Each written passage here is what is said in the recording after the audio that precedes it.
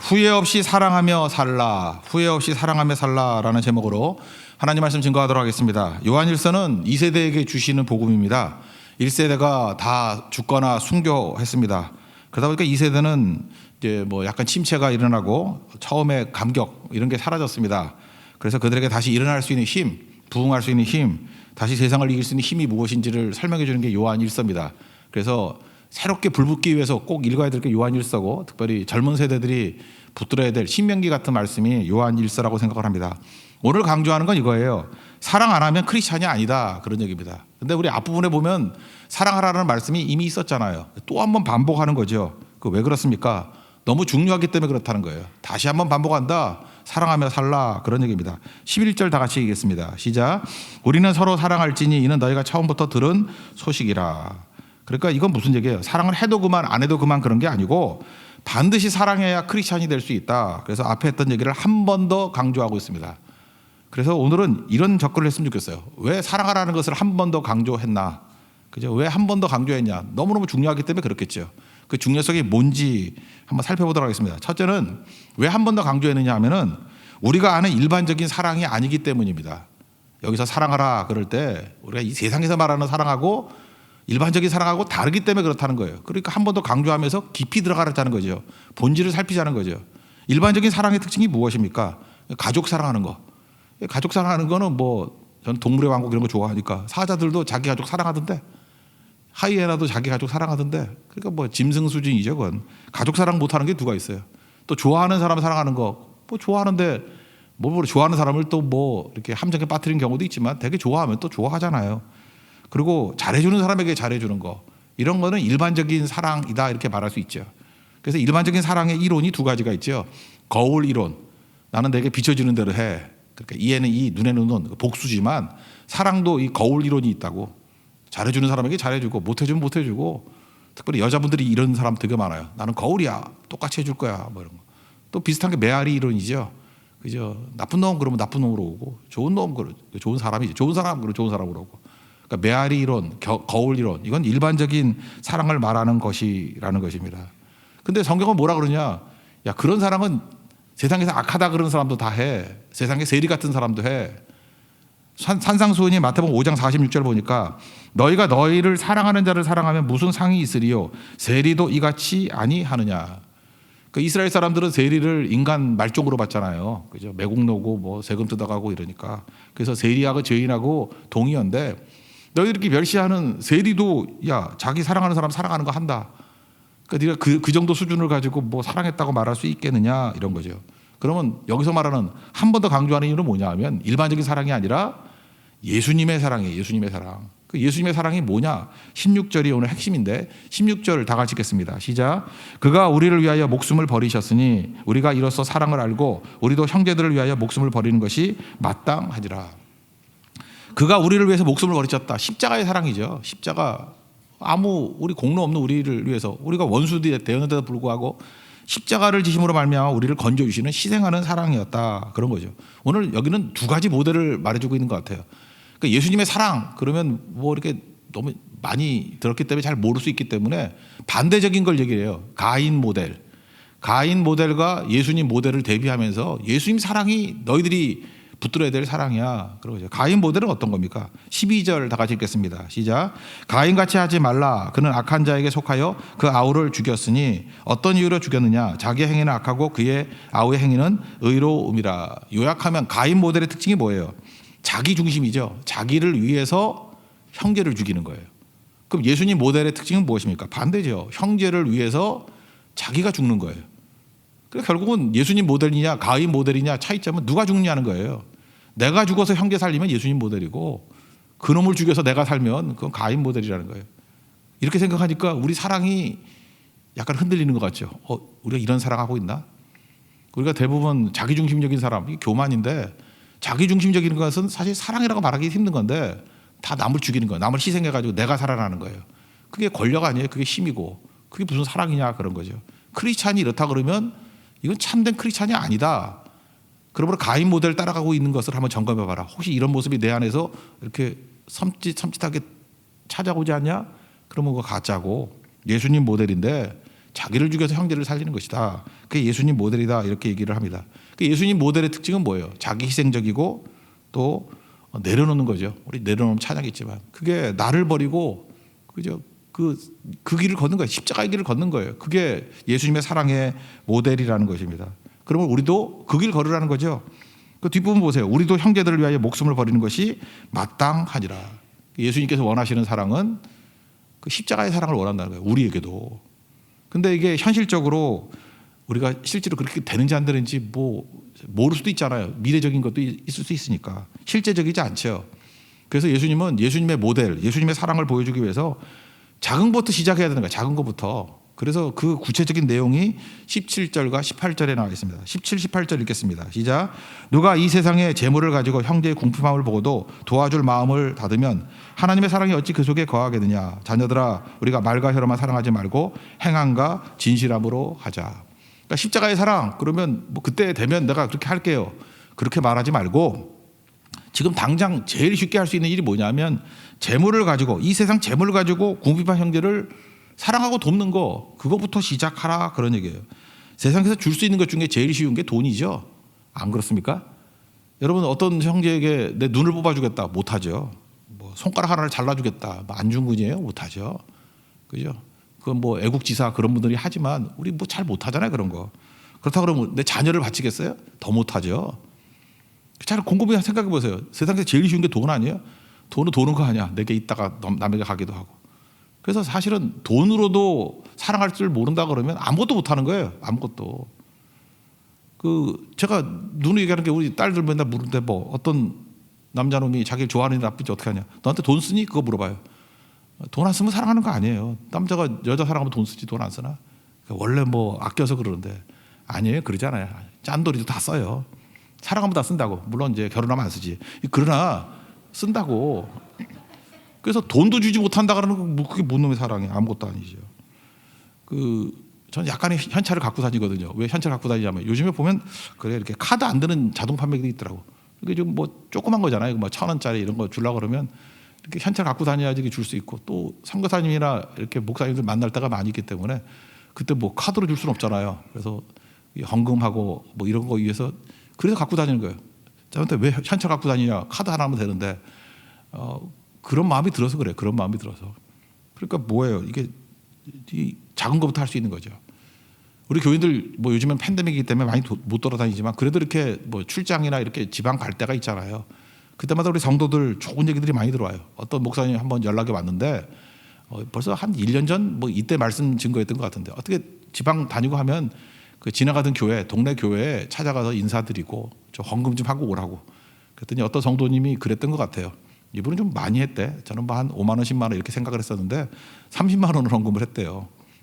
강원도 어떤 지역에. 근데 목사님이 어떻게 하는지 그랬더니 이게 교회 봉투에다 넣어가지고 했더라고. 여기 되게 좋은 효과인 것 같아. 교회 봉투에다가 우리 홍대세교회 봉투에다가.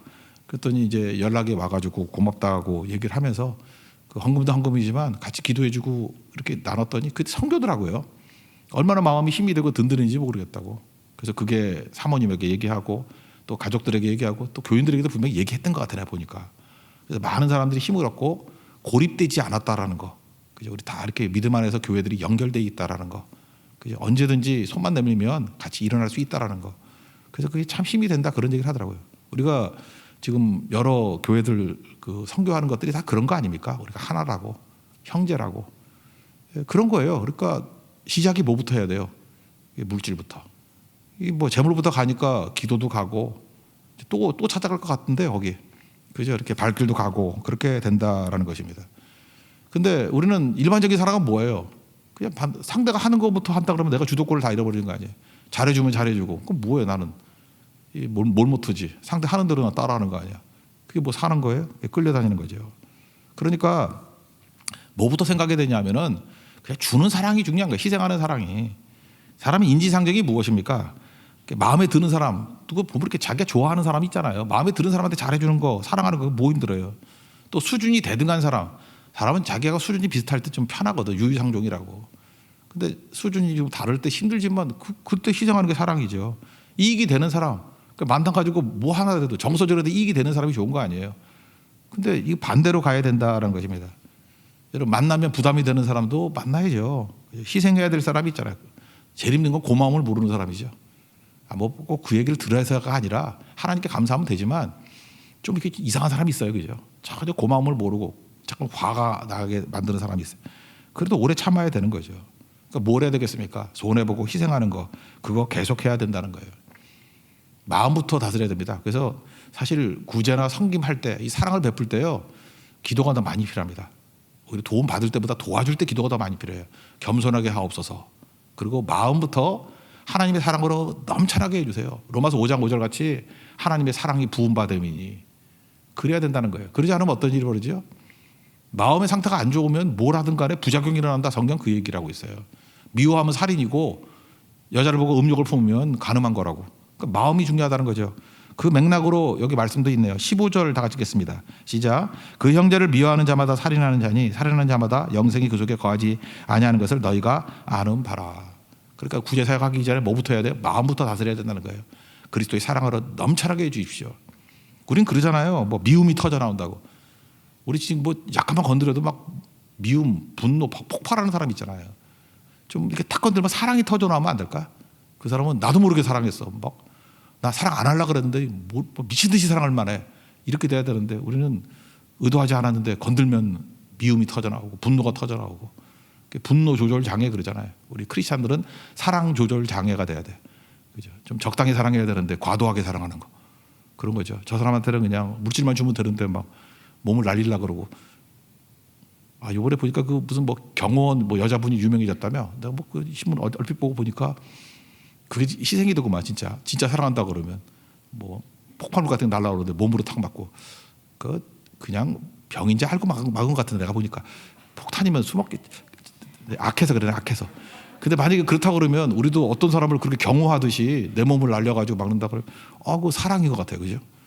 예. 근데 좀 과도하죠. 예, 그러나 그러니까 그 정도 사랑을 하는 거예요. 그러니까 무슨 얘기인지 아시겠죠? 왜 또 강조하는 거예요? 일반적인 사랑하고 다르고 핵심은 이거예요. 예수의 사랑이라는 거예요. 예수의 사랑. 그거 시작은 재물을 가지고 궁핍한 형제 도와주는 그 작은 일부터 시작해야지 십자가의 사랑까지 갈 수 있다. 이걸 강조해주고 있습니다. 여러분 세상에서 말하는 일반적인 사랑이 아니라 예수님의 모델, 예수님의 사랑을 할 수 있는 믿음의 종 되기를 축원합니다. 두 번째, 한 번 더 강조하는 이유는 뭐냐? 이런 거예요. 믿는다는 것과 사랑하는 것이 동일하기 때문에 그렇다는 거예요. 이게 참 중요한 것 같은데 믿음 그러면 믿음 추구한다고 되는 게 아니라 믿음을 강화시키고 싶으면 사랑을 치라고요. 사랑을 더 강하게 하면 믿음이 강화되고 또 사랑하고 싶으면 어떻게 되냐? 또 믿음을 강화시키면 된다. 뭐 이런 맥락으로 접근하는 것 같아요. 23절 다 같이 읽겠습니다. 시작. 그의 계명은 이것이니 곧 그 아들 예수 그리스도의 이름을 믿고 그가 우리에게 주신 계명대로 서로 사랑할 것이니라. 그 예수 그리스도 이름을 믿고 믿음 가고 주신 계명대로 서로 사랑하는 거 이게 같다라는 거죠. 믿음과 사랑이 사실은 같다라는 거예요. 우리가 지금 우리 크리스찬들을 갖다 믿는 자라 그러잖아요. 믿음으로 구원받죠. 믿음 강조하잖아요. 기독교마다. 근데 이게 왜곡되고 이름만 남는 거, 그걸 유명무실 그러는데 믿음이 이름만 남고 역사하지 않을 때 그때 믿습니다 이렇게 하다 되는 게 아니라 사랑, 그리스도의 사랑, 십자가 사랑을 하면 믿음이 굳건해지게 된다라는 것입니다. 그래서 믿음의 열매가 사랑이에요. 그 열매를 보면 뿌리 있는 거 아니에요, 그죠? 믿음이 있는 거 아니에요. 그래서 믿음을 믿음으로 추구하지 말고 사랑으로 추구하라는 거예요. 내가 진짜 그리스도의 사랑을 하고 있는가? 그럼 믿음이 확고해진다는 것입니다. 갈라디아 5장 6절을 보면은 사랑으로서 역사하는 믿음뿐이라. 그러니까 믿음이 중요한데 믿음은 믿음으로 추구한다고 되는 게 아니고 사랑으로 역사하는 것, 그런 믿음이 된다는 거예요. 믿음이. 그러니까 구원의 조건이 믿음이죠. 그런데 믿음의 열매는 사랑이라고요. 그러니까 믿음과 사랑이 이렇게 교호적으로 사용되고 있습니다. 이거 예증을 한번 들어볼까요? 14절을 읽어보면 바꿀 수 있어요. 치환할 수 있어요. 이게 원래 믿음이 들어갈 자리인데 사랑이 들어가 있잖아요. 14절 다 같이 읽겠습니다. 시작. 우리는 형제를 사랑함으로 사망에서 옮겨 생명으로 들어간 줄을 알거니와 사랑하지 아니하는 자는 사망에 머물러 있느니라. 여기 보세요. 사망에서 생명으로 옮겨가는 거 원래는 뭐예요? 요한복음 맥락을 보면 믿음이잖아요. 믿음. 우리가 믿으면, 예수를 믿으면, 독생자를 믿으면 사망에서 옮겨 생명으로 들어갔는지라. 그거 아니에요. 근데 그 믿음이 들어갈 자리에 뭐가 들어갔어요? 형제 사랑이 들어가 있어요. 그러니까 이 치환해서 사용할 수 있다는 거죠. 뒷부분도 보세요. 사랑하지 아니하는 사망에 머물러 있느니라. 믿지 않는 자는 사망에 머물러 있느니라. 원래 그래야 되는 거 아니에요. 근데 사랑하지 아니하는 자는 사망에 머물러 있느니라. 이렇게 치환할 수 있다라는 것입니다. 근데 그 중간에 뭐라고 돼 있어요? 알거니와. 알거니와가 뭐죠? 이게 일반적인 뭐 킹제임스 버전이나 NIV 같은 데는 no, 그냥 안다 이렇게 돼 있는데 NLT 같은 데는 prove라고 돼. prove. 그러니까 뭐예요? 확신이야 뜻이에요. 확신. 증명하다. 그러니까 내가 믿음에 있는지 이게 확신을 얻는 거. 믿음의 확신이라 그러죠. 우리 뭐 옛날 한 30년 전에 뭐 구원의 확신이라 그랬나? 뭐 구원 받으셨습니까? 구원의 확신이 있습니까? 이러잖아요. 구원의 확신. 그러니까 믿음의 확신이 어디서 오느냐? 사랑할 때 확신이 온다는 거예요. 그 믿음 그런다고 믿음의 확신이 오는 게 아니고 뿌리가 또 뭐냐면 사랑이에요. 사랑하는 행동들을 할 때 믿음의 확신이 확 밀려오게 된다라는 것입니다. 이게 되게 중요해요. 이게 사랑의 뜨거움이 생기고 굳건하게 된다라는 거예요. 이게 믿음에도 불순물이 있잖아요. 뭐 의심, 뭐 이런 것들. 근데 사랑하면 그게 다 사라져 버리고 굳건해진다는 것입니다. 18절, 19절 그런 맥락에서 한번 읽어봅시다. 시작. 자녀들아, 우리가 말과 혀로만 사랑하지 말고 행함과 진실함으로 하자. 이로써 우리가 진리에 속한 줄을 알고 또 우리 마음을 주 앞에서 굳세게 하리니. 굳세게 되는 게 어디에 있어요? 말과 혀로만 사랑하는 게 아니라 행함과 진실함으로 진짜 사랑할 때 굳건해진다는 거, 굳건해진다는 거. 우리 성도 가운데 그런 성도 있습니다. 시험이 올 때마다, 시험이 온다고 다 흔들리는 거 아니죠. 가끔 흔들려야 되잖아요. 근데 어떤 성도는 시험이 올 때마다 흔들리는 성도가 있어요. 어쩜 그렇게 예외가 없는지. 작은 시험이 와도 흔들리고, 큰 시험을 하고 물론 흔들리고, 중간 시험을 와도 뭐 흔들흔들. 그래서 그 형제 별명이 흔들바위예요. 흔들바위. 너무 흔들려가지고 흔들바위. 그죠? 너무너무 흔들려요. 근데 흔들리지 않고 굳세게 되는 방법이 뭐예요? 믿음 주시옵소서 그런다고 되는 게 아니라 그 형제 제 친구인데 이렇게 누구 섬기고 이렇게 하다 보니까 요즘에 믿음이 굳어져 장로 됐어요 지금. 근데 그 방법이 뭐였냐 보면은 이런 식의 표현을 안 썼는데 그 형제가 그렇게 총각 때 그러지 않았는데 잘 섬기더라고. 예수님의 사랑이 들어간 거죠. 그리고 섬기고 돕고 지금도 뭐 선교 후원도 엄청나게 하고 그게 사랑 아니에요. 사랑. 사랑하는 행동들을 쭉 하니까 행함과 진실함으로 하니까 사랑의 열매로 뭐가 맺혀지냐면 믿음이 굳건해져 있더라니까요. 흔들바위였어요. 흔들흔들 하던 사람인데 지금 굳건해졌어요. 든든해졌다고. 여러분 그 사락사랑 하면 흔들바위 있잖아요. 흔들리니까 잠깐만 밀어. 나도 한번 밀어봤어. 근데 일반 바위 미는 사람이 있어요. 헛수고죠. 뭐 아무리 밀어봐야 움직이지도 않는 거. 마귀도 그래요. 흔들흔들 하는 사람에게 시험이 계속 와. 흔들바위니까 흔들어야지. 근데 굳건하게 한번 서보세요. 흔들리지 않으면 그 인건비도 안 나와요. 밀어봤자. 아예 손도 안 댄다고. 그러니까 믿음이 굳세게 하옵소서. 어디에 있느냐? 사랑하면 된다라는 거죠. 흔들리지 않는 사랑. 그래서 고린도전서 13장을 보면 사랑장이라 그러잖아요. 쭉 읽어보면은 처음에 사랑의 목록이 쭉 나와. 4절부터 보면 사랑은 오래 참고 사랑은 온유하며 시기하지 아니하며 사랑은 뭐 어쩌고 저쩌고 쭉 나가다가 그 다음에 7절에 보면은 사랑 목록 마지막이거든요.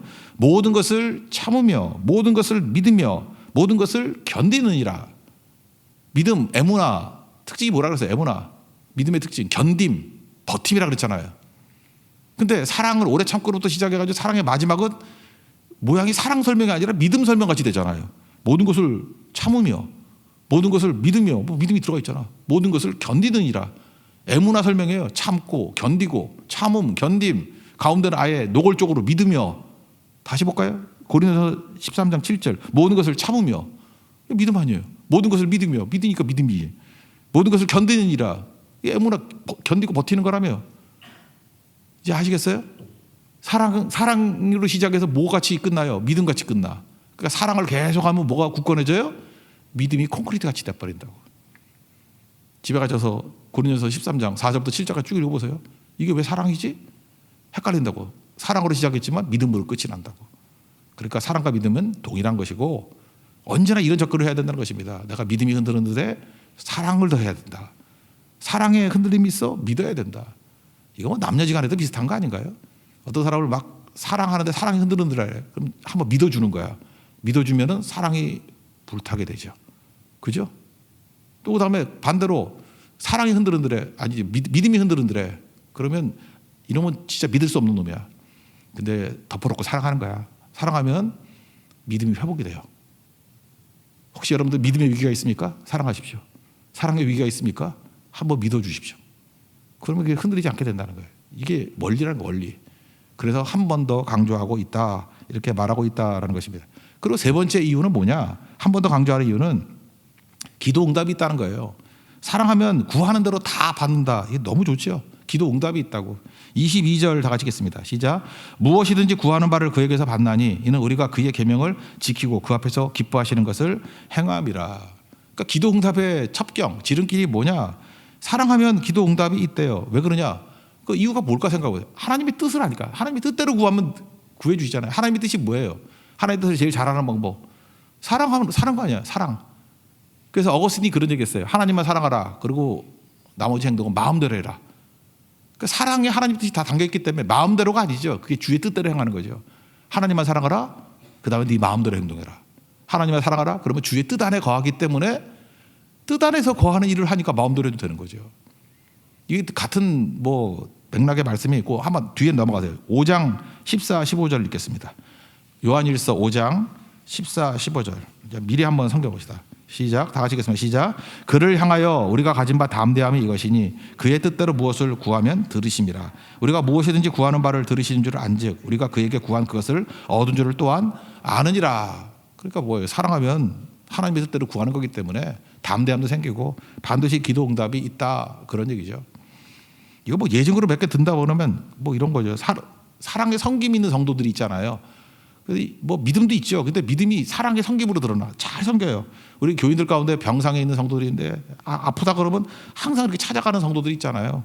그다음에 뭐 그 상처, 마음의 상처 뭐 이런 거 있잖아요. 가정의 상처들이 있으면 꼭 가서 위로해주고. 요즘에 코로나로 어렵잖아요. 근데 제가 신문 기사를 보니까 그렇더라고요. 코로나인데 자기 와가지고 도와줄 수 있는 사람이 아무도 없는 사람이 60%래. 정말 외롭게 사는 것 같아요. 현대인들은. 그래서 최고의 복지가 이웃이라 그랬죠.